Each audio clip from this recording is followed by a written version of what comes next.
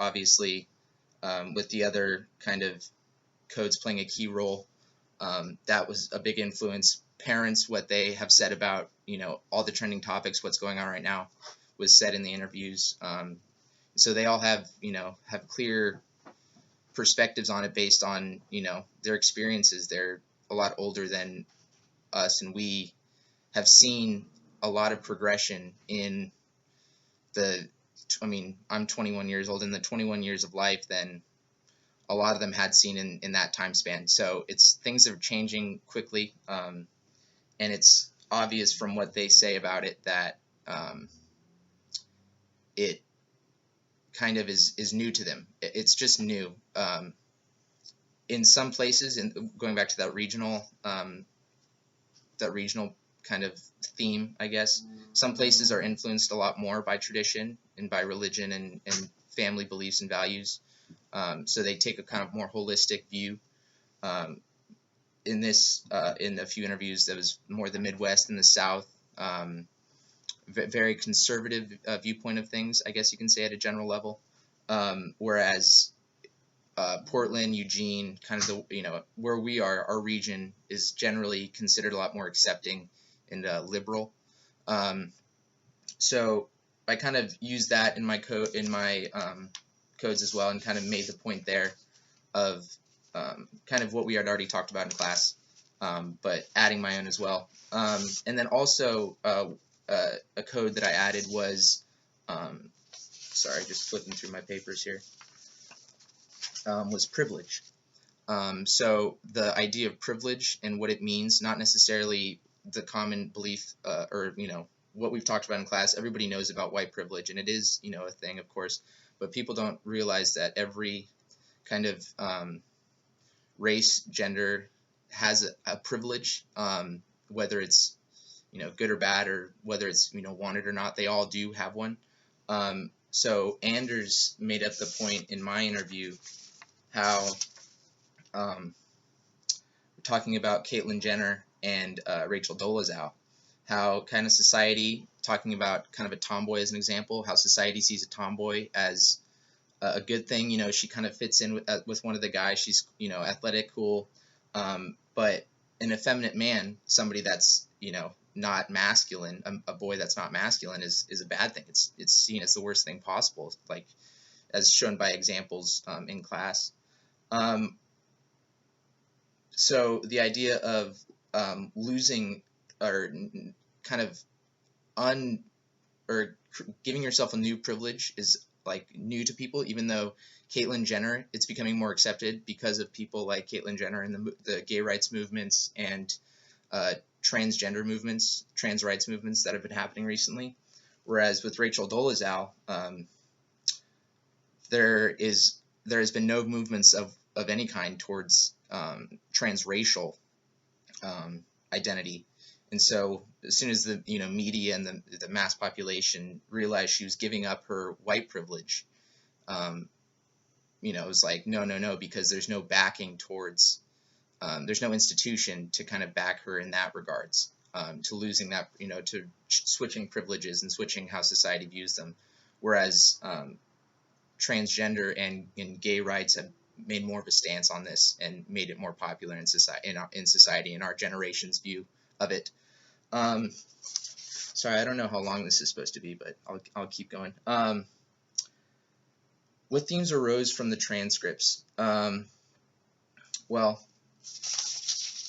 I guess mostly the idea of kind of how society has changed. Again, it's more. There's more of a fluidity with gender. We understand that it's not black and white, even though from our past experiences and conversations and who we are close to, that kind of don't, or a generation before us, or kind of maybe regionally have a specific bias, but they it's harder for them to understand. So there's a few kind of general themes on religion and maybe, I guess, sorry, I blanked. But I suppose the general themes that I saw from kind of what I took away from these interviews were that we all have a similar view based on where we're from, and what we've learned in college. Education has been a key role in kind of understanding perspective on how, not necessarily on how you're supposed to view things, but how understanding why people view certain things. So I think that's something that has made this whole experience kind of civil and made it, I don't know, made all of us a general theme throughout all of our interviews is that through college and through school, through the people that we meet and as well as what we learn in the classroom, that it's, I mean, there's a lot of things people are, there's a lot of possibilities. It's not, like in this case, male, female, it's not gay, straight, there's a whole spectrum, everything in between. And whether or not you accept it, it's happening. So it's nice to kind of learn and get it firsthand, kind of what's been going on in the past, and learning about how this is influencing our future is great. And I think that that's what's realized in this once people transcribe and see what other people are having to say too. That's something that we all have in common. It was nice seeing the different perspectives between male and female, because there was similar themes that I saw from both. Obviously, I don't have as much experience with the feminist movement and with kind of women becoming more independent, but it's something that I think in the interviews I read that's been very influential. It was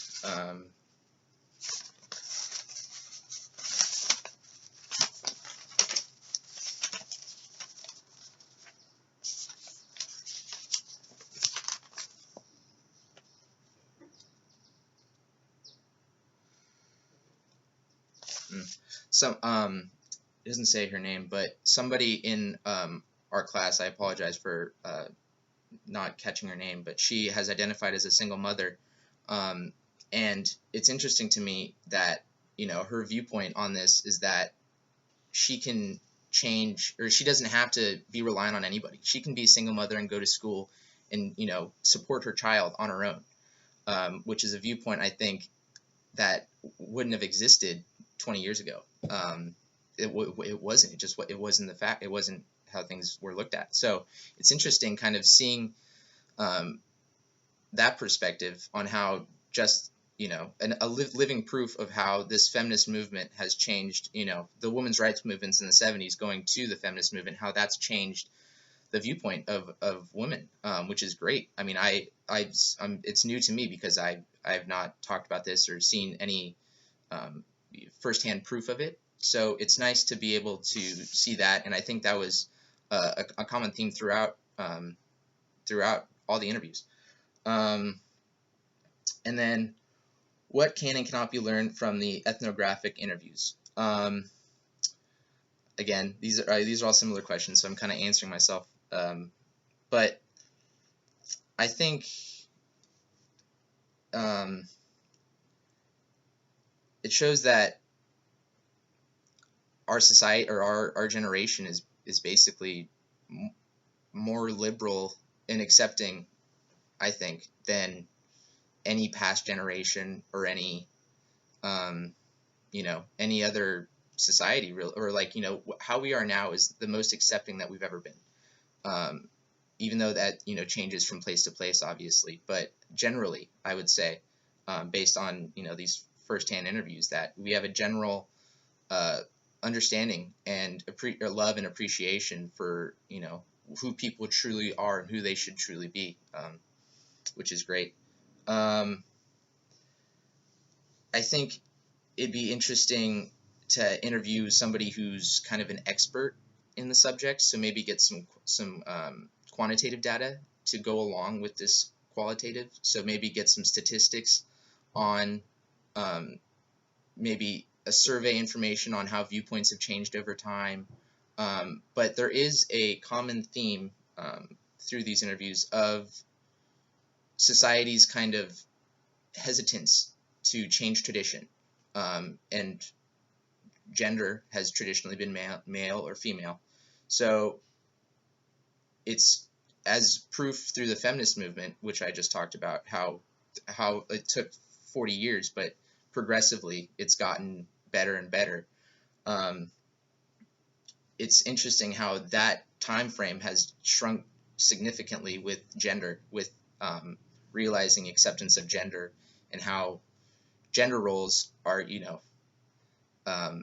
not black and white, not the same. So